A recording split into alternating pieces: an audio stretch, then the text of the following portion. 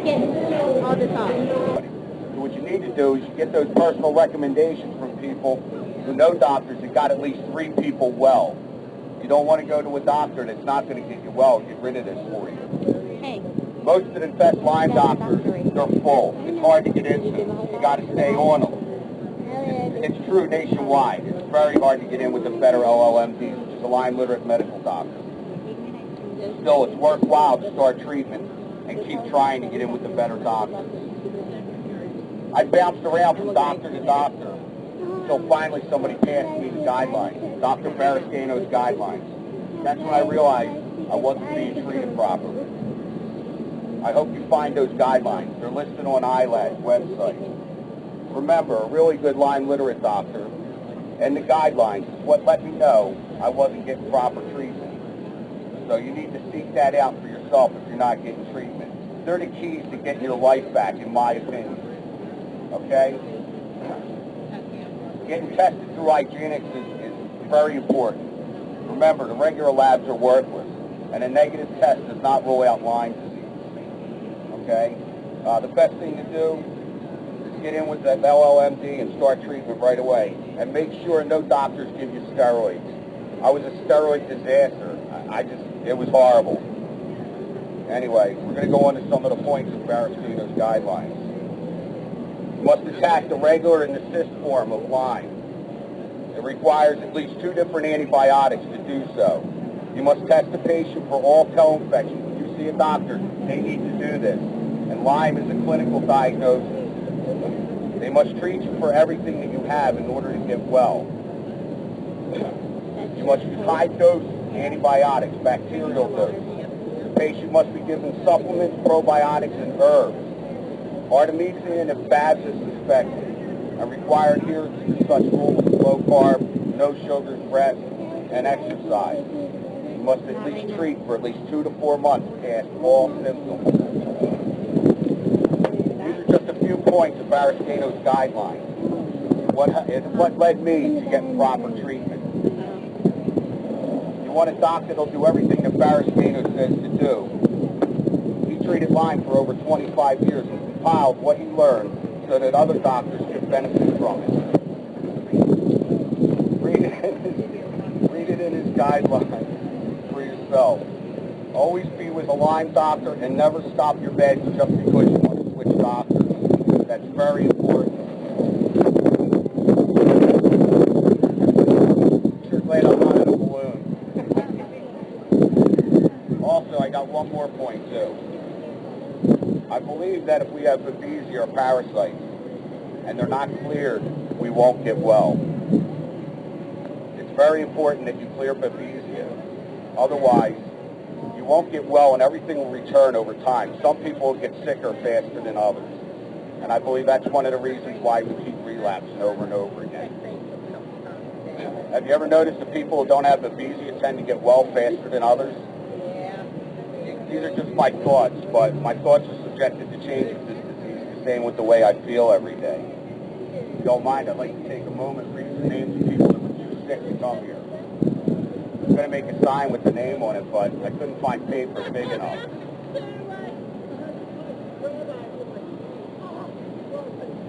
We got Sarah Gallander in Texas, Melanie Gardner, Gina Johnson Ward, Linda Cohen, Ruth James, Cindy L. Nichols, Timo Igman. We got Ken Kopp, Judy Raskin,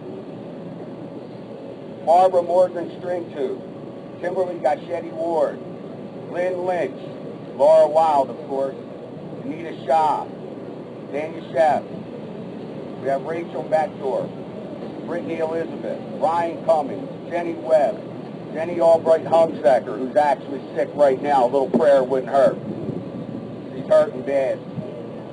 Gwen Flower, Jeff Roy, Virginia Hunt, Jenny Robertson, Nikki Hickenbottom, Debbie Teeter, David McLean, my mother, Dorothy McLean, Heather Kessler, Erica Leggett, Lyndon Scahow, Kimberly Hodell, Donna Newsom,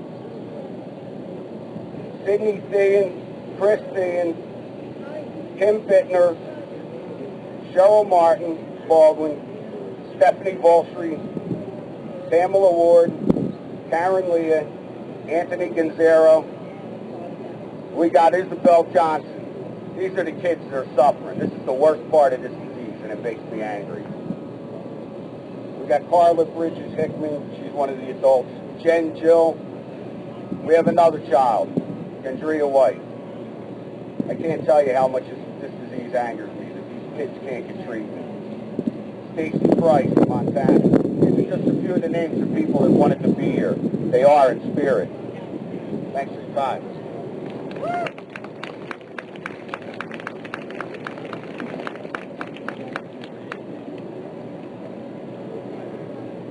All right, our next speaker, we have Mr. Paul Mall. Jamie. Does this thing work? Or should I just talk louder? You just call your Do I got to hit anything? Hello, hello, hello. Is that loud? If you scream into it, it works pretty good. Okay, I didn't prepare anything, but I'm only speaking for a couple minutes. And this is awesome to see so many people out here this year. Oh, wow, I'm going to knock the whole pedestal over. This is really great to see everybody here this year. We've been raising so much awareness this May. It's like totally amazing how much news I'm seeing on Lyme disease, and the worldwide protest was great all around the globe. We knew this MayDay rally was going to be the biggest ever, and it certainly is. Great group of people. Everybody here, I think, knows about Lyme disease, and it's not fun, and you know, testing's terrible and all that kind of stuff. But I think what's important is that all of us are spreading awareness. You know, I've noticed this year. You know, I've only been in this for 3 years, and I've noticed this year that you know a lot more people are getting comfortable talking about chronic Lyme, because it's starting to come out now, you know, and you know there isn't anybody who doesn't know. So when we have the idea, say doctors and stuff that are still pretending, you know, like this is something that's easy to treat as a common flu or something, I mean, they're just looking. I mean, they're looking very silly, and it's like I can't see how much longer they can continue the charade with everything that's coming out. So, most important thing we can do is, you know, is to tell somebody about Lyme, and that, you know, it's not easy to diagnose, it's not easy to treat. You know, and for many of us, it's like, you know, we're dealing with this for life, basically. I don't see any magic cure going on. Personally, I would say what's most important for us to do now is for everyone to know that it's a chronic infection, and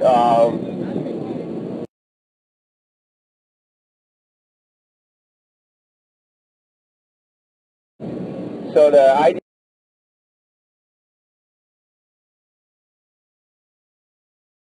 say the CDC, or I don't know, I don't know the details.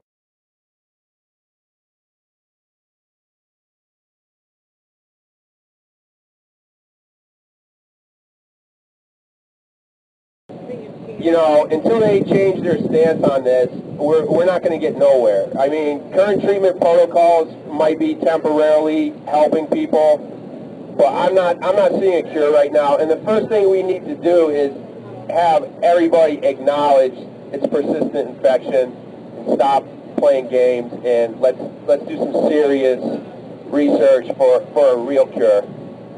And before I go, everybody here, I mean, even if you educate one person, you're really helping big time, you know. And then there's several people who are working really hard to help spread awareness. And I think, I don't know if I should start mentioning people, because then I'll feel so bad that I left so many people out. Lisa Hilton is instrumental in raising awareness. Bambi's here somewhere. Bambi's awesome. I love Bambi. I don't think Cheryl's Lyme page is here, but I just wanted to mention her for all her hard work. Josh, obviously Josh, awesome job putting this together.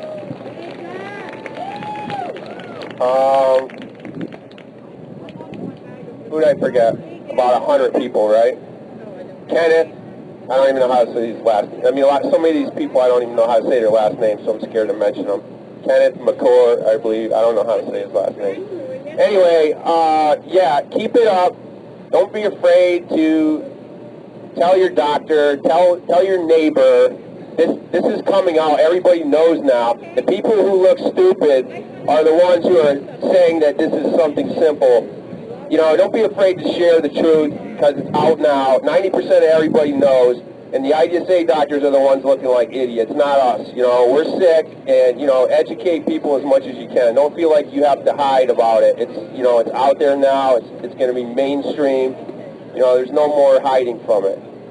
And that's about it. But at 2:30, look for me on the Bullhorn. We're going to do some really cool stuff. We're gonna march to the White House for those of you who can make it. And it's probably like 0.6 miles total. We're going to march over there, but we're going to do something for about a 5-minute period before we start the march. So at 2:30, just look for me on the Bullhorn. Don't go anywhere, you know. And we'll go slow, so even people with wheelchairs and stuff can come along. That's pretty much it. I wish I prepared something, but I hope that was okay. See you guys at 2:30.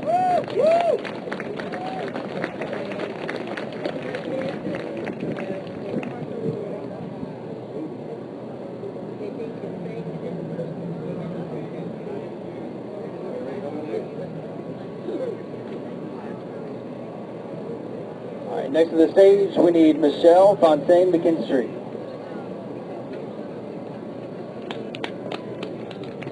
Hello. Sarah from Iana wanted me to have her presence be here along with her mother Mara. And if you don't know about Iana House, please Google or get on Facebook. And I also have bracelets that they would like me to pass out. My speech is on children who have a parent with Lyme disease. To quote my 9-year-old son, Lyme disease is stupid. I thought for a moment and replied, yes, Joshua, you are correct. Lyme disease is in fact stupid. My 6-year-old daughter often has a difficult time trying to understand how one moment her mommy is up and the next I am down. Those of you who suffer from this dreadful disease or know someone who does can relate to this quandary. It is what we face daily with those we love, a struggle that others around us fail to understand, nor can they begin to comprehend the confusion, frustration this brings to our children. When you get right down to it, it doesn't even make sense to us who travel this journey. Having a chronic illness is a tough battle.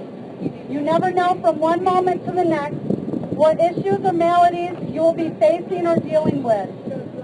It is ever-changing. The stress, emotions, and obstacles we face on this roller coaster ride of highs and lows is all the more difficult on our children who must struggle to come to terms with the uncertainty of a parent who cannot always participate in their lives as they would like them to on a daily basis. Many times I've been in bed in a near vegetative state, unable to even read my children a bedtime story, as Lyme disease and co-infections are attacking my body to the point where at times I wish it would just take me out of this vicious cycle. As my children do their best to offer support, asking to help me in any way they can. For example, my son is hungry and says he will push me while I sit on a wheeled office chair to help me get to the kitchen so I can make him something to eat. Each of us trying our best to lighten the moment while Joshua pretends I'm a race car.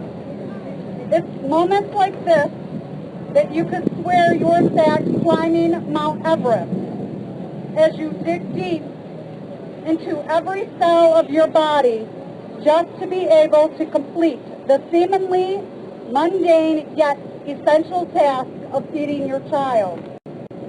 There are times I'm trying to crawl up the stairs and my daughter Jordan will say, "Here, Mommy, take my hand and I will help you up." Her small, precious hand grasping mine with love. As we slowly move forward, how difficult and heart-wrenching this is to me. I am supposed to be the one doing for them. I then think of the positives that such obstacles are instilling in them. And for a moment, I have peace in my heart. Then there are the times that I'm afraid that Lyme's disease is scarring my children's psyche. No matter how hard and how deep I reach from within, I cannot manage to do certain things with them. And we often miss out on cherished bonding experiences. Experiences you can't go back in time and relive or redo. It is then that Lyme's disease has the upper hand. The resulting frustration and anger our children experience momentarily replaces their inner light with darkness and sadness, as well as our own. To have my children yell and cry because all they want is their mommy to be present in the moment and fully involved. Yet I cannot, no matter how badly I want to fulfill their needs, to see the confusion, anger, frustration in their eyes is the most difficult part of this illness. We must reluctantly accept the circumstances we cannot change. So often I've pushed myself way past my limit to be there for them, only to collapse in public. I don't worry about the thoughts of others. I did what I had to as a mom, so my children are not always missing out on quality time. Did I contract Lyme's disease in college in 1988 or prior as a young child when my seizures began? It's difficult to determine exactly when my illness began, but to have a chronic fatigue specialist in Flint, Michigan speculate nearly 20 years ago that I had Lyme's disease, he was unable to treat due to the inconclusive test results, was devastating to hear. The doctor said he had never seen blood work so messed up, but with the guidelines in place at the time, he couldn't proceed with proper treatment and asked if he could use my case in his upcoming published research. I said yes, with the hopes that it could possibly help others, when what he could do was attempt to treat and hopefully alleviate my symptoms without being able to treat their primary source. It was then that I realized I was in one hell of a journey. Little did I realize my day of reckoning wouldn't come until spring 2010 with a conclusive diagnosis. My immediate worry, did I pass this on to my children and husband? My kids have had blood work done that came back negative. However, they exhibit signs and symptoms often common to children who inherit this debilitating disease. Testing needs to improve, but through it all, I am grateful for the love of my family, grateful that despite the hardship, my children are cultivating a greater sense of empathy understanding, and patience. I feel blessed that my children enjoy raising awareness so others won't have to take the Lyme journey. To sum it up, Lyme disease is, in fact, stupid. Thank you.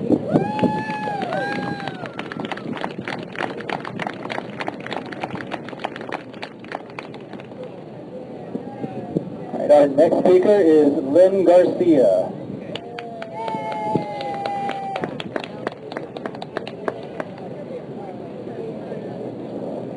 Hi, can you hear me? Okay. Hi, my name is Lynn Garcia, or on Facebook I'm known as Lyme Pixie, hence the wig. I'm honored to be here and to meet all my Lyme family and to finally see all the people that have supported me in the past 3 years.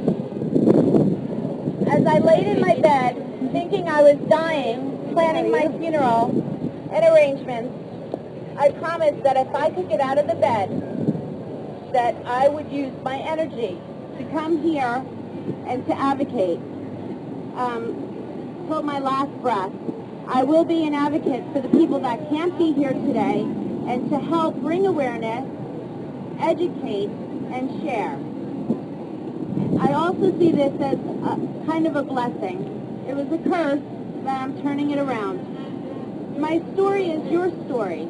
It's very basic.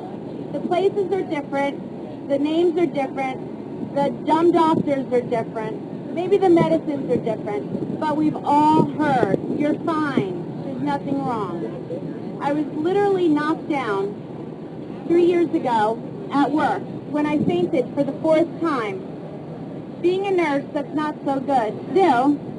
So I ended up in a hospital for 8 days with neurological problems. They thought I had a stroke, a brain tumor, you name it. I was at the height of my career. I was training for DOME, anybody in the government here, Department of Equal Opportunity Management Institute, to train for women, to speak for the women patients at the VA. So now I'm in a hospital and now I'm a patient. After 8 days, I got to leave in the same shape that I went in. No answers. Somebody needs to help me.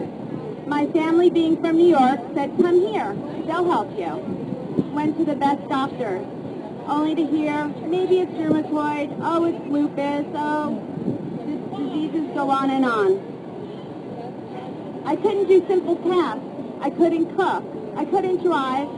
I couldn't find my way around my neighborhood. I would get lost. So after that, I got labeled with depression. Well, of course I'm depressed. I just lost my whole life, and I'm going broke really fast. I went to a doctor in Orlando, and thank God he diagnosed me. He said, have you ever been bit by a tick? Well, of course. I think a lot of people have. You have neurological chronic Lyme, and I was so happy. I was happy that he could answer some of my questions. I was happy that he put the dots together, that I wasn't a hypochondriac, that I wasn't crazy, and more importantly, that I could fix this. But I did feel like dying. I didn't fear it. Actually, at times, I welcomed it. There was plenty of times that I said it'd probably be a lot easier. But I didn't want to leave my children, and I'm a little stubborn. So I wasn't going down until I found out what I could do. I found out a bunch of different things. But after those 30 specialists, New York, New Jersey, Florida, I think I should get a refund. But instead, yeah, I think they owe me a few dollars. I'm in collection with a few, and I write back, yeah, no, bad service. With misdiagnosis for so long, my story started back when I was 17. I was bitten by a tick in my head. I had a lot of big curly hair then, the 80s, and I thought it was a mole. And my doctor removed it, and it was a bug. 6 months months later, I ended up with septicemia of an unknown origin.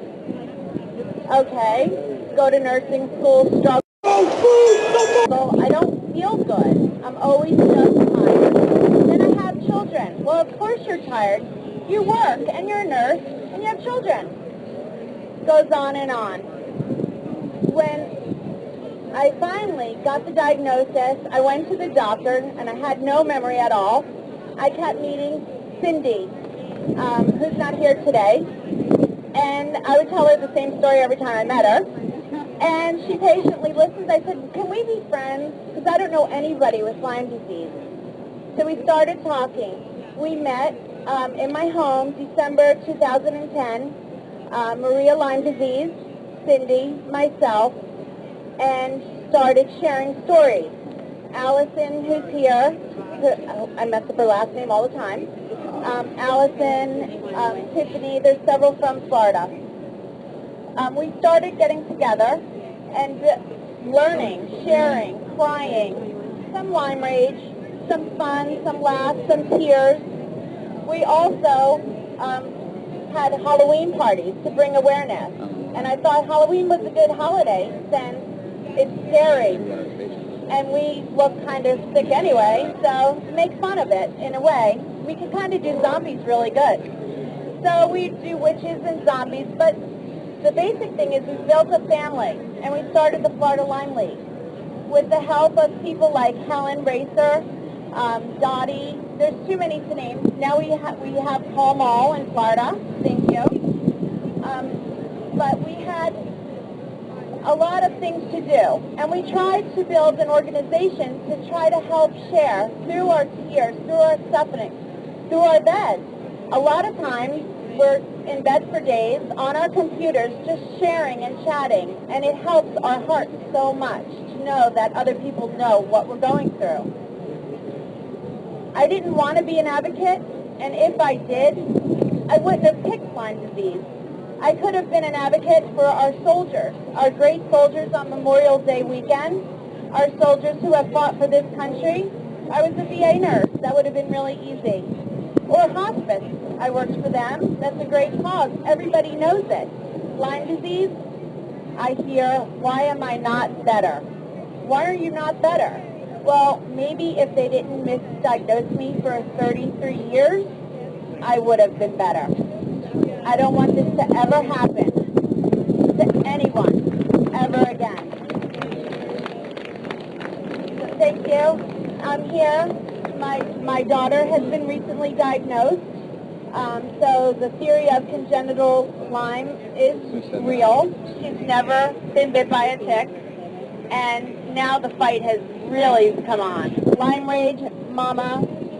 And now I'm fighting for not only your children, but mine also. God bless you all, and thank you for this honor.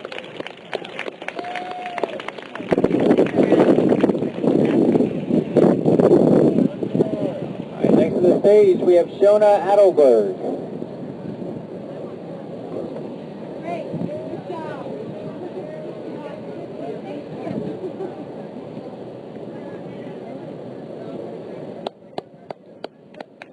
Hi. My story is very similar to everyone's else. I was sick in June of 2006. I pulled a tick out of my groin and brought it in a bottle to my doctor, who told me that since I didn't have a rash, I was fine. Everything I read online seemed to confirm this. 3 months later, while driving my kids home from camp, I remember getting into my bed thinking I was having a heart attack. I had horrible tachycardia. I had horrible fatigue. I didn't know what was happening. I called my family physician and said, do you think I have Lyme disease? And she told me I was dehydrated because it was the summer. This was a healthy woman who at that point was in her 40s. I exercised in the heat. It didn't make sense. After 3 days of salt loading, which was her recommendation, I fought with her. Sick as I was, I said, I have Lyme disease. I have Lyme disease. She kept arguing with me, but finally agreed to give me IV Rocephin. The tick was in me probably, I was gardening at 3. I pulled it out at 10 o'clock, which kind of disputes the theory that it has to be attached for over 24 hours. Within 3 months of my bite, I was given Rocephin, however the Lyme had already spread. After the IV, she told me I should be fine, and my journey began. Because my husband's a physician in a hospital, other physicians were polite to me and didn't dispute the fact of Lyme disease, but on the other hand, did not know how to cure it. I saw numerous doctors before I finally found a Lyme-literate doctor. And what amazed me is how, as I reached out and talked to other people, we all felt somewhat embarrassed that we have this invisible disease. I think this is the time now that we shouldn't be embarrassed. We didn't ask for this disease. We need to stand up to the physicians. I certainly had my share of physicians that told me I was tired, I was depressed, and I argued with them, telling you, I'm not sick, I'm not depressed. Too many of us, because we're sick and because we're depressed, give up. We shelter the names of our LLMDs because we're afraid that they're going to get targeted by the ISDA. But I think the time's come that now we all need to be strong. We all need to stand up to those people that say there's no such thing as chronic Lyme. We need to be vocal. We need to be heard. We need to reach out to one another and form support groups. We need to advocate for better research. The NIH and the ISDA continues to say there's no such thing as chronic Lyme. However, many of you may be aware that the Red Cross states that we're not allowed to give blood. There's a huge disconnect there, and we need to make others aware of it. We need to educate our physicians, not in rage and not angry, but in a polite way so that they can accept what we're having to say. Most of our physicians don't want to be proven wrong, or maybe they're afraid to treat outside the standards. But I think that if we talk to them in a respectful manner, giving them articles that prove chronic Lyme exists, we can make a change. Now's the time for all of us to speak up. It's coming to the forefront.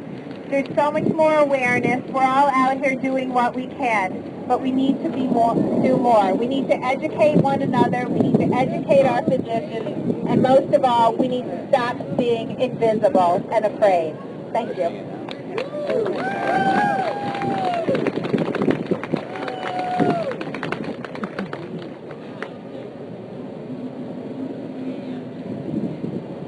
Guys, next up we have a speaker who's actually my doctor. He's given me improvement when I haven't seen, when I haven't seen any with any other doctors. So I'm happy, my heart's blessed that Dr. Stewart's coming up here to speak. He is my physician, and he's the first doctor that I've seen that I've actually made progress with. So.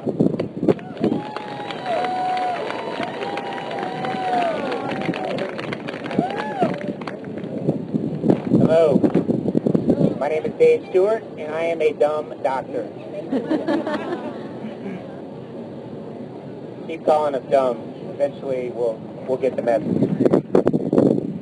First, I want to express my deepest gratitude to Josh Cutler, the MayDay 2013 committee chair, for inviting me to be a small part of this event. I've gotten to know Josh a little bit this past year, and I can say that without a doubt, Josh is one of the bravest fighters I have ever met. I also want to thank the rest of the MayDay committee, the other esteemed speakers, and everyone who's here today with a voice or a sign, and everyone who donated time, money, energy to make this rally such a success. It's truly an honor to stand before you, the people who matter most to this cause, this fight, the uprising against this sacred cow that I'm a part of called the medical establishment. You, the patients, the afflicted, the fighters are the most important part of this cause. For many of you, you came to this gathering hungering to find an answer to the question, is there hope? Is there hope for you and your team of supporters? I know it doesn't feel that way at times. Maybe you are questioning the possibility that you'll ever regain the old you. I know that feeling. Sometimes the pain shooting through your body or aching in your joints makes you reach for another pain pill that you swallow along with your pride and your hope. I've been there. Do you ponder the burden that you are to the people who support you? contemplate whether they'd be better off without you? I did that too. Does the thought of another PICC line, flush, or dressing change make you want to scream? I've been there. And does the possibility of another day and night of Hertzing bring tears to your eyes? I can't tell you how many times I felt that way. Yes, I am a Lyme survivor and an integrated family physician. Woo! That's where we're going. And I am here to offer you hope. There can be healing from your suffering. There can be victory in your fight. Because I believe that something crucial can be added to your treatment protocols. I am here today to proclaim the importance of treating the whole person, the whole you, not just the infected you. My goal is to convince you that you are not the hapless prey of bugs that can beat you down and take over your body no matter what you do. I find hope in the prospect that you firing on all cylinders, that your body at the top of its game can master the microbes instead of being mastered by them.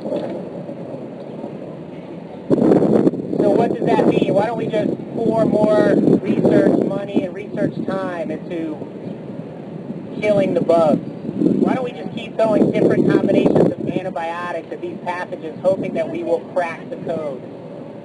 Well, those battles are critically important, and they must be fought relentlessly. But I propose to you that along with so many other aspects of this disease, there's a major lack of understanding about a key factor that all of us infected with these organisms share.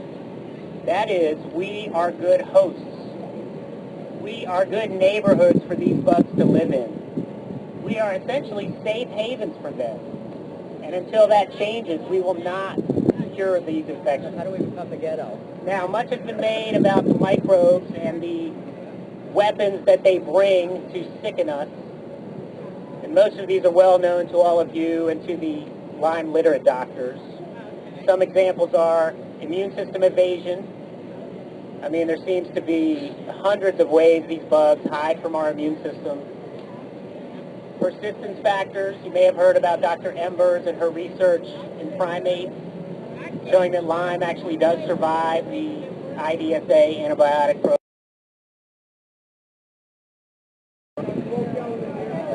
Hey, how you doing? My name's Dave Mack. A little while ago I crashed and got sick and I didn't know what to do to get well. I'm going to give you a few tips.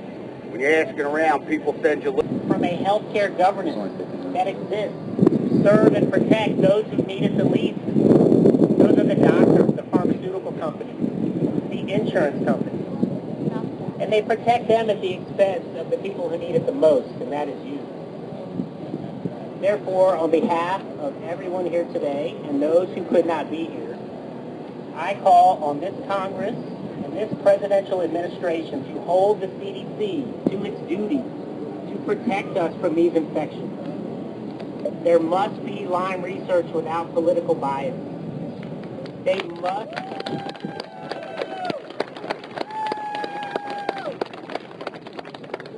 must enforce balanced input into guideline creation. Secondly, it is preposterous that a reliable insurance-covered diagnostic test does not exist for Lyme and the growing number of co-infections.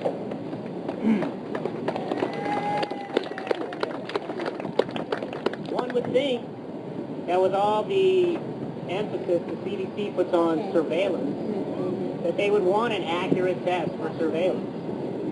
Not to mention for the proper diagnosis and treatment of the people they are supposed to serve. Also, it is unacceptable that meaningful treatment trials have not occurred. We've got the #1 vector-borne illness in America, and there's almost no data on how to treat it. And finally, vaccine development must be fast-tracked. Next, I call on our state and local public health officials to protect the constituents of their jurisdictions.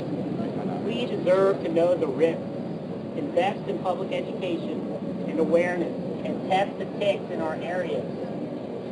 and do not exclude any tick species from the analysis of pathogen carriage. Now, those demands are for the policymakers, and now, even more importantly, I have a message for my colleagues. I call for practitioners of all specialties to commit to helping their patients, rather than defending their colleagues or the guidelines of their professional society. First and foremost, remember that great practitioners never stop trying to find the reason for the suffering of their patients, no matter where the investigation leads them. And these practitioners should always be open to the fact that there is so much more that science does not know about these microbes than it does know. It is possible that Borrelia, Bartonella, Anaplasma, Babesia, Ehrlichiosis, and Rickettsia organisms can cause chronic illness. Also, I call on them to step away from the inflexible devotion to evidence-based medicine and the randomized, double-blind, placebo-controlled trials. Do not withhold care that is safe for your patients because you're waiting for a trial to tell you that it is safe and effective for a population.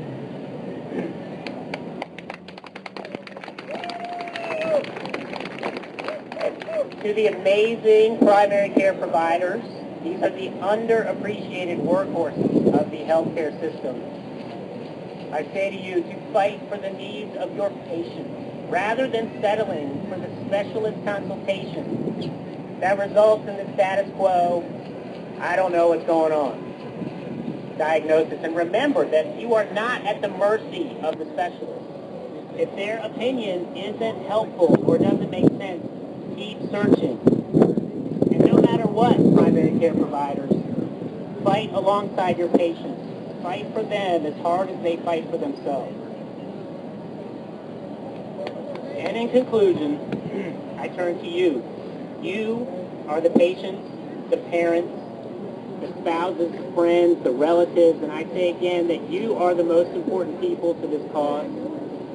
You must never accept the voices that tell you that you are never going to get better. Sometimes those voices come just as loudly from inside as they do from outside, and they lie. You must never accept the expert opinion that there is nothing wrong with you.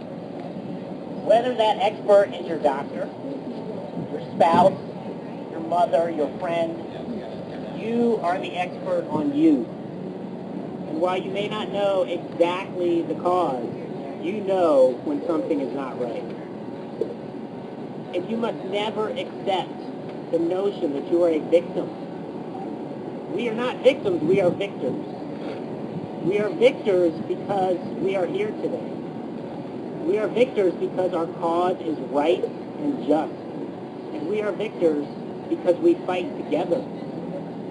And that, my friends, will never change. Thank you.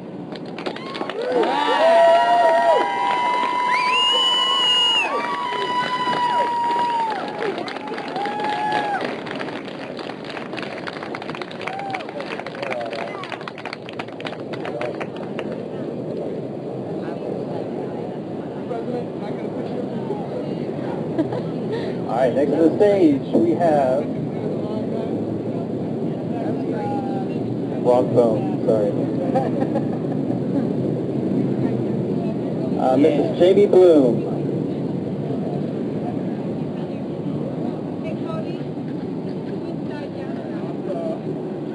Yeah. I was going to pick something with your dad. What's that? Yes, so. Lyme aware. Oh, I love it. My toenails just got the little... Good afternoon. I know everybody's been here for a long day. As I look out into the crowd, I'm honored and completely overwhelmed to be standing in front of you. I see so much strength, courage, and people willing to step up into the ring. I do have to apologize for reading instead of speaking. This is new for me because These are the joys of what Lyme has done to my brain. My fight started 25 years ago when I was 12 years old. After returning from camp in Cleveland, Georgia, I just didn't feel right. And then I had what I've always referred to as the worst flu in my entire life. Immediately the symptoms started. I started to have debilitating migraines, and they continued for the next 24 years. More symptoms continued to creep up throughout the years. Before even becoming a teenager, I found myself in a boxing ring without proper knowledge, tools, or the training to have any chance of winning. After years of seeing so many doctors, treating the symptoms, trying to diagnose me or treat me for migraines, chronic headaches, fibromyalgia, IBS, IBD, depression, bipolar, chronic fatigue, arthritis, and the list goes on. Sadly, like we've all experienced.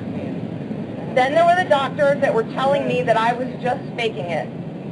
I was just seeking attention. I was sent to psychiatrists who told me I was clinically depressed because I was withdrawing from life and considered even attempted suicide. I thought I was down for the count, that my fighting career was over before it even started. But somehow, with every knockdown, I kept getting up. After so many doctors, everyone, including me, started to believe that I must be crazy. So throughout the years, I learned that there are actually people out there like me, that I'm not crazy most of the time, but that there are people in my corner training and cheering me on. Finally getting an answer, a diagnosis, was unfortunately not the win that I was expecting it to be. Sadly, we all face this devastating reality. The real fight had only just begun, and this time it was my heavyweight title. Now I've learned I'm not just fighting Lyme disease and all of the co-infections that have decided to invade my body and my life. But now I found myself in two rings at once, fighting for my life and how to pay for treatment. But I was ready. A tick may have completely stolen my stamina, but not the fire inside of me. I was not giving up.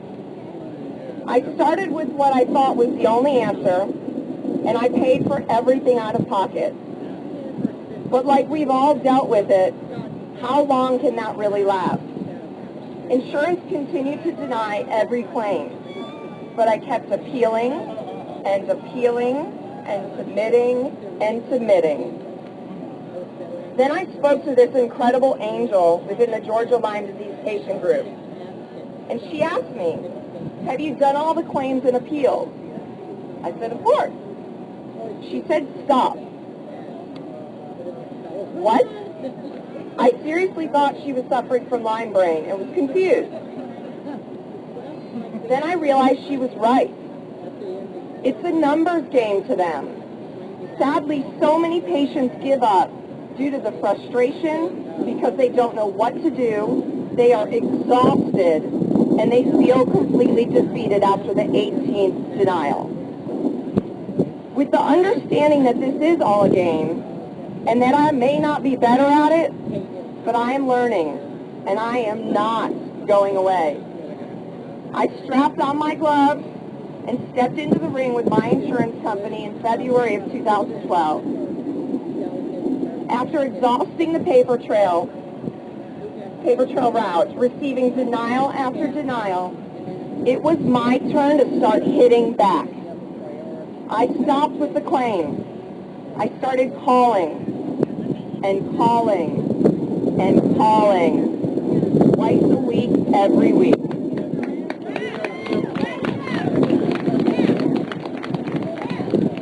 I was going to have my voice heard no matter how many times it took.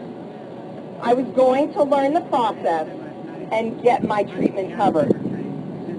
That was when I got my first knockdown.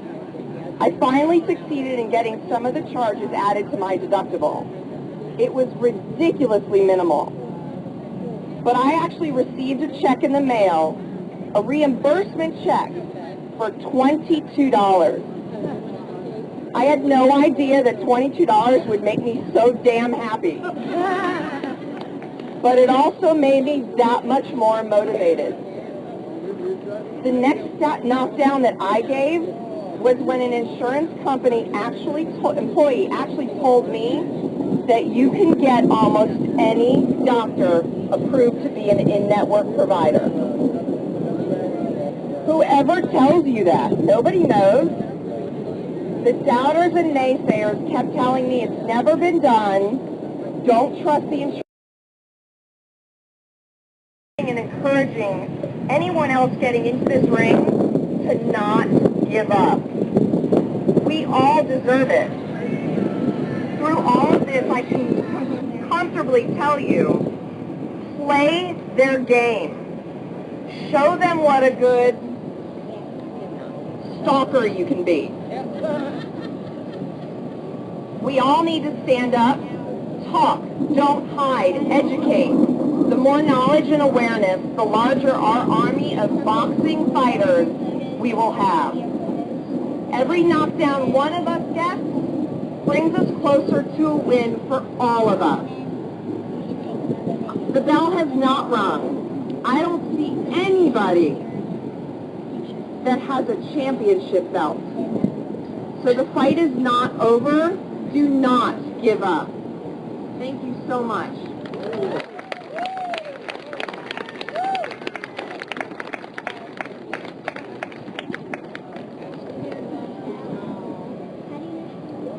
All right, next up we have Dee Dee Wyatt.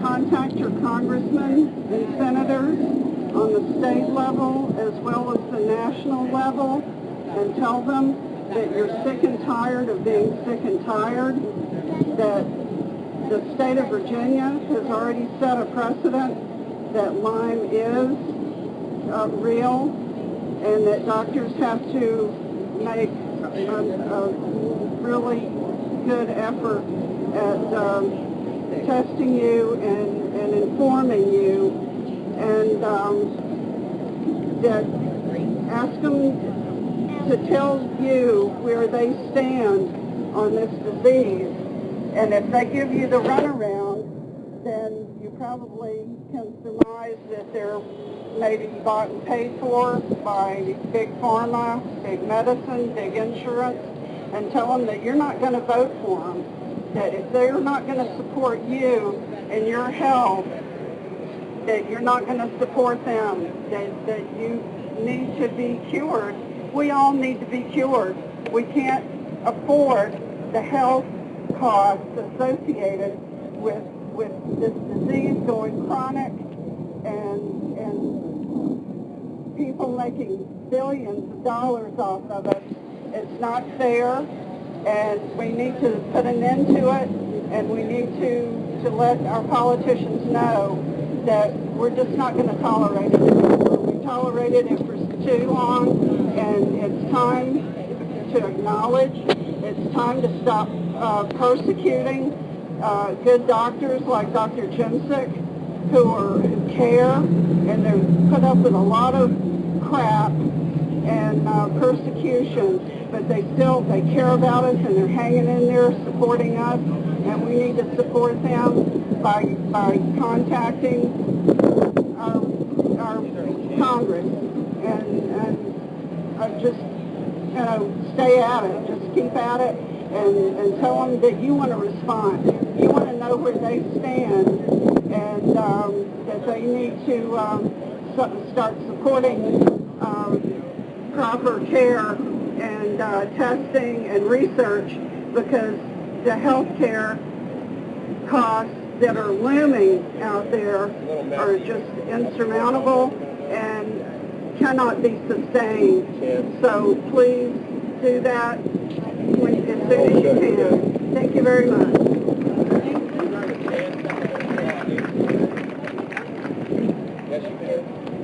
All right, our next speaker is Tracy Hammer-Will. Hey, Tracy! Woo! Check us out! Yeah! Do we freaking rock or what? It's the Limey's Take DC! I mean, look at us. I see green fairies. I see green Draculas. I see green men. I think I saw like a green Wonder Woman. Wait, these aren't like Lyme hallucinations, right? You guys all see this, right? Right? Right. I hope so. Okay. Well, actually, if you look at the speaker schedule, you know that Alyssa Knapp is supposed to be speaking right now, but she's actually at my house, and I mean, I can't confirm nor deny the rumor that, she does have a really bad dairy allergy, and I can't confirm or deny that I may have fed her something so I could steal this speaking spot. But here I am, and we both have really curly hair, so, I mean, what's the difference? I just want to give a huge shout out to Josh and Allison for their unbelievably hard work and the rest of the MayDay committee. I think we should all just really give them a huge hand. And then, can I just get you all to help me for one quick second? Because there's somebody here. My best friend's birthday is the day after tomorrow. And if I say something, will you all repeat after me? It's Lisa Hilton. Happy birthday, Lisa! Woo! Back there. Okay, Paul, you can pay me later. All right. My family has been doing the Dance with Lyme for many, many years. All four of us have had chronic Lyme. I pass it on to my kids, like many of us have. Right now, 3 of us have central lines. I think between us, I counted, we've had 10 lines. And so, we're kind of familiar with this stuff. I brought up a little note card, but my vision is so bad from the Lyme and all that, I can't see a damn thing here. Anyway, I think some of us get better, and some of us, this is a struggle for a long time, many years, if not most of our lives. There's a lot of up and down. We need to find the joy and the positive things and things that we appreciate in life and in our days. And one of the things that's really wonderful in our family is that one of my kids did get better, and that's what I'm mostly here to talk about. Because the person that was going to speak about life after Lyme. And though that isn't something, unfortunately, that I can really tell you about, I can tell you about my 23-year-old son. But first I thought, I would just touch on what we all go through, a little bit about, the Lyme fatigue, the Lyme brain, because we've been through it all. I mean, you're a Limey when you see mustard on someone's shirt, your husband's shirt, and everyone in the family says, "Did you spill Mepron on yourself?"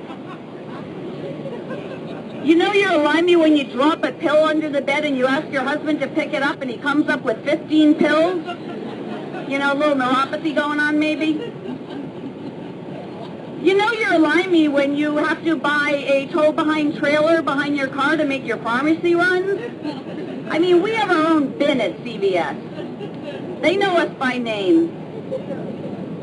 You're a Limey when in 1 week you've had 2 ER visits, 2 911 calls, and your on-call nurse come out once.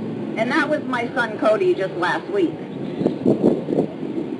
You're a Limey when you have a little Lyme rage. Your husband gets a brand new bottle of Mepron, you're pissed at him, you dump a bunch of Tabasco sauce in it. I mean, I did that. You're a Limey when you travel to D.C. for 4 days and you leave your freaking debit card at home. And you gotta sell t-shirts to try to get money for gas to get back. Anyway, Am I really boring, or is that my chronic Lyme son asleep over there on the pavement? He's out. Okay, so my 23-year-old son, Ryan, he was born with chronic Lyme. On his 5th birthday, he had a seizure that was really scary. It was life-threatening. He was a code blue in the ER, and he had to be taken by helicopter to a major medical center. He almost died. It was really rough. He was diagnosed with epilepsy. Both of my children have had medical problems their whole lives. You know, Ryan went through a lot. He had a real rough childhood. He had a seizure on the school bus once where they had to unload all the kids to get the stretcher on to get him off. You know, I remember being at some PTA meeting or something and another mom saying how her son was so traumatized because he'd been sitting next to this kid on the school bus that had a seizure, and now her son was having nightmares and she didn't know what to do, and I'm sitting there like, that was my kid, you know? It's just, you know, you go through a lot. My son was in and out of the hospital all the time. We didn't know for a long time that he had chronic Lyme, congenital Lyme, until he got chronic Lyme, because he got bitten by a tick, too, when he was in 6th grade. What, am I being that rude? Obnoxious? What? Okay. Anyway, he got bitten when he was in 6th grade. He got Lyme and just got so sick and so much worse and never bounced back. But he had school problems his whole life. When he got to high school, he got really sick from having been bitten and, you know, getting like the 3 weeks of antibiotics. He got to the point where he couldn't go to school and he was in bed all the time sleeping, but he refused to get a home tutor. He refused to do anything because he kept saying, I'm going to be better, I'm going to go to school tomorrow, I'm going to go to school tomorrow. We got him finally into Dr. Jones. He started treating. He did orals for about 1.5 years, IV for about 5 months. It was a long process. While he was really sick, you know, we'd have meetings with the school, and I remember at one point they asked if he was on drugs, because, you know, do we ever look like we're on drugs? Is it just my family or anyone else? Anyone ever ask you if you're taking something? Yeah, when you're really tired, out of it, spacey, can't walk straight. So we walked out of the meeting, and my son said, take me to the doctors right now and get me a drug test, you know, to prove that he wasn't. So it was rough, but he did his antibiotics, and he started to get better. So it was pretty miraculous after all that time, being really sick. You know, he had having the seizures, having a lot of neuro issues, not being able to think. I really didn't think my son would ever amount to anything. I've got to say, I did not think he would get anywhere in life because he was, you know, he just didn't seem that smart. This isn't on like TV or anything. I mean, is this streaming live? Yeah. Ryan, it's not about you. He just, you know, he just wasn't with it. I mean, he had trouble doing anything. He couldn't do his homework. He just, you know, he just didn't. We really didn't think he was going to get anywhere. He'd been sick his whole life, and you know, now couldn't go to school, and just couldn't think, couldn't talk well. Well, he started to get better. He did the IV, he did the Tindamax, he did all the meds, he saw Dr. Jones, and he started getting better. And getting better, his depression was clearing up. He went off his antidepressant. He'd been on that since like 5th or 6th grade. Since 6th grade, since he got bitten. He'd been on the antidepressant, lots of Lyme rage, lots of holes punched in the walls, and he was really getting better. So my son started to be able to do things. He decided to become an EMT. He went through EMT training, and they loved him. They said he was great. I was really nervous because, you know, he's got a lot of Lyme brain going on there, a lot of ADD stuff. I thought he was going to kill someone, you know, a patient. He's taking care of patients. He had a PICC line in his arm, but he did really well.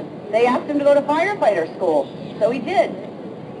Next thing I know, when he was, I think he had just turned 18, he was firefighter of the year in our town. They picked him to be firefighter of the year. It was quite an honor. So he finished his EMT training, he became a volunteer EMT and firefighter, and then he decided, and, you know, sort of, I mean, I do have Lyme brain myself. I really can't give you the timeline exactly, but it's all within these couple of years. He went back to school. He wanted to, the school, my husband and I, we kept trying to tell him, just get your GED. I mean, you're behind by 2 whole years, and you're like 18 years old now. And he said, no, I will not settle for a GED. I want my diploma. he went back to school. They had a program that meets like in the afternoon. He went back for 2 full years to get his diploma. And when we went to his graduation, it took him 7 years to get through high school. When we went to his graduation, it was, you know, all people that had gotten it in through like an afternoon adult ed program. It was just the best graduation ever. My son was so proud. He was so happy. And even though the school tried so hard to tell him just to get a GED, I think he had that determination inside of him that the Lyme disease was not going to rob him of anything. He was going to be tougher and beat it, and he was going to get that diploma just like he should have. So he got his diploma, and then he didn't tell me, but then he joined the Army. And this is where I really freaked out, because he'd only been in remission for a year, and I'm thinking there is no way this kid is going to make it through basic training. He's been sick his whole life. Even when he first started working as an EMT, he'd come home and sleep for 16 or 18 hours. This is a disaster. You know, how is he going to go through basic training? 10 weeks of getting your butt kicked and going through all this? He's going to crash, he's going to burn, he's going to lose all the ground he's gained. It's over. I was wrong. He went to basic training and he got through it with flying colors. I don't think there's any higher testament to a Lyme being in remission than someone who is as sick as my son was, going to and completing basic training in August in Missouri. And then in September, the rest of it in San Antonio. But he did it and he did great. So he got out of the Army and he started college, and he is now a full-time college student. He's been in the Army National Guard for almost 2 years. He's doing great. He's gotten some awards in the Army. He's doing really well, and he has 2 jobs. He's a full-time student, does Army National Guard. He works as an EMT on an ambulance, where he has worked for 2 years, and he's an EMT in a hospital emergency room. And he has a lovely girlfriend, and she's got a 4-year-old daughter. They all live with us. So my story of life after Lyme is to tell you about my son and how well he did. Another thing, you know, sometimes something good comes out of these things, and that's what I think we have to look for. What good can come out of our stories and out of our troubles? And one good thing came out of this. When Ryan was really sick, our pediatrician had taken in another doctor. I'm talking really fast because I think we're over time, so I'm just like cramming this all in with this rapid speed here. She had taken in another couple of doctors to work with her, and one of them was kind of a jerk.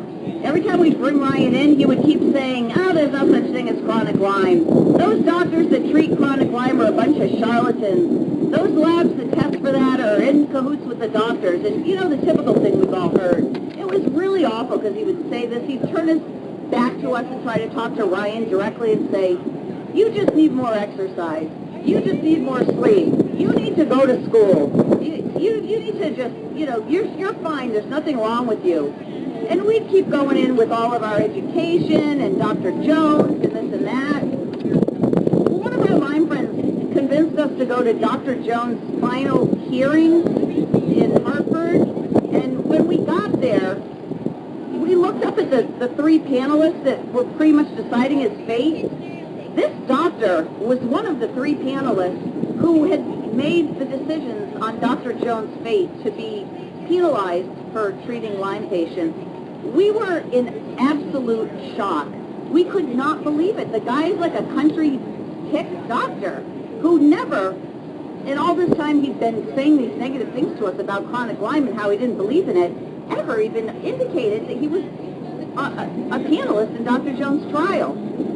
So my husband and I approached Dr. Jones and his attorney, and we became key witnesses in the case. We testified in Superior Court against the Connecticut State Medical Board because one of their panelists was so biased.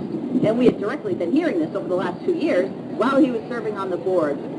So, you know, that was one good thing that, you know, came out of all of this. At least we were led to have some kind of a purpose where we could support Dr. Jones and be witnesses and, you know, maybe help his case out a little bit.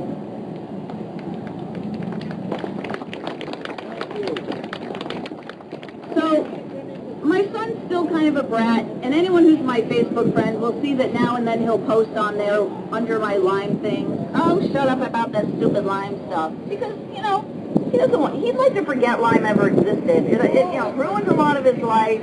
He doesn't want to hear about it. He can be a brat. But when our kids act up, at least we can say, they have Lyme rage or it's neuro-Lyme, we can just use that for everything. So my family is a little crazy, but it's all because of the spirochetes.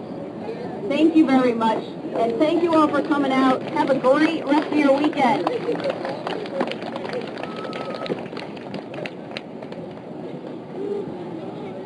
All right, before our next speaker comes up, Kara Sherry, if you can please come on to the back of the stage and receive your gifts. Kara Sherry, come on back to the back of the stage.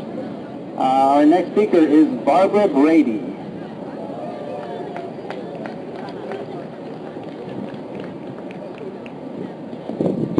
Hi y'all, how you doing? Can you hear me now? Okay, I just want to make this short and sweet. So it's just so fantastic. This is my third year in a row. See all these wonderful people and meet new people from all over the world. We have a woman here from the UK, and we've been talking, and like I said, Lyme disease is everywhere. Short and sweet, I appreciate everybody who spoke from the heart and all the tears, love, and joy that's being passed here and will be.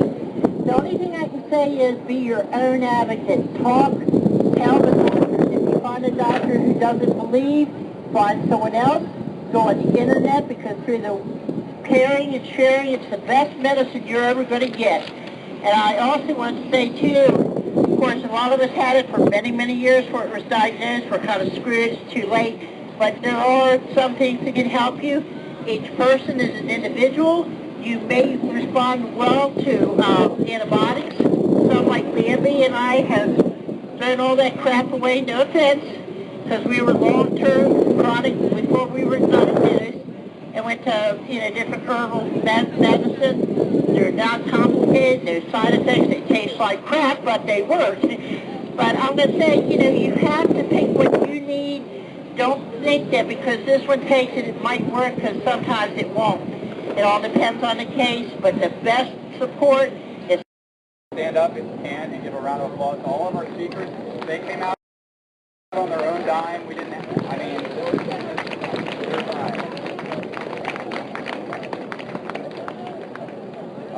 wanted to let you guys know that the MayDay Project promises to continue this rally each year, increasing in size and in impact. With that said, pulling off this event requires dedication and hard work, all of which can be really hard while managing Lyme. We can all relate to that.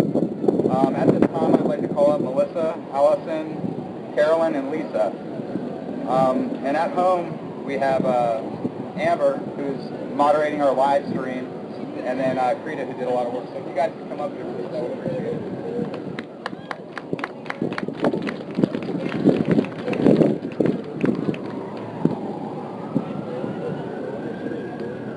Carolyn, Lisa.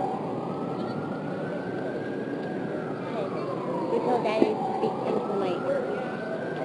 Well, without these guys, this event would have not taken place this year. So if you guys could give them a round of applause. They work night and day.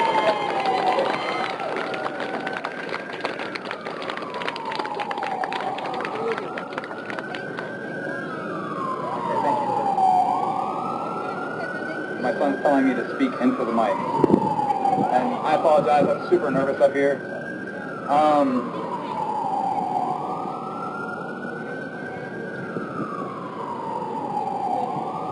For the people that donated to our cause, that made this actually happen, thank you from the bottom of our hearts. You guys gave above and beyond, way past our expectations, allowing us to be able to do everything that we wanted to be able to do this year. And we thank every single person. If you donated $1 to $200, it meant the world to us, and we're very thankful for that. I want to make an announcement. If you're not going to be walking down in the street holding a sign with Pall Mall, we do need healthy male hands to help tear down, so if you could stay after the event, we would definitely appreciate it. My hope is that you guys go home filled with hope and fueled for action, that this is great to be able to assemble and to meet each other and stuff like that, but it serves no purpose if we go home and lay in bed. We all have access to media, to laptops, whatever. start working on a local level, on a state level. Get together with your local Lyme groups and see what you guys can do to get legislation passed on a state level, looking at what other states have done. Again, like I said, in a couple moments, Paul Model is going to be heading down Pennsylvania Avenue to stand in front of the White House. I would encourage you, if you can walk, to go with him. He's going to stay bunched up at the traffic lights, and he'll make announcements once he does that. But let your voice be heard. This is the biggest platform that we have in our nation. Again, I want to thank everybody for coming. Until next year, be strong, embrace hope, and expect change. Love you guys. Thank you. Oh yeah, also sorry, again, don't leave anything behind. We want to keep a good repertoire with Parks and Rec, so if you have any trash, make sure you take it with you. Also, for anybody that's going to be going to the Rainies, if you have a piece of paper or your phone, here's their address. It is 1086 Pinson on Facebook, so if you want to go, I would encourage you. It's going to be a great time. Thanks again, guys, for coming out. Oh yeah, if you have a donor, please claim it now. Come back, and Melissa, can you hold your hand up? Get with Melissa. She'll get you guys your t-shirts and whatever else you have, because once we go home, it's going to be an extended cost for us to ship them, so get them now, please. Okay, and please don't anyone go anywhere, even if you're not going to do the march. We're going to do something really awesome right now.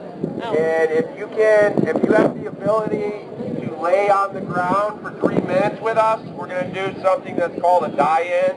And it's a form of protest where we're all going to lay on the ground and, sprawl out like we're dead with our signs near us. Did you get the address? But we're going to do that away from the stage in that open area behind us. Here, pick And leave room for the person next to you. I'm going to start heading that way. No one was looking for one.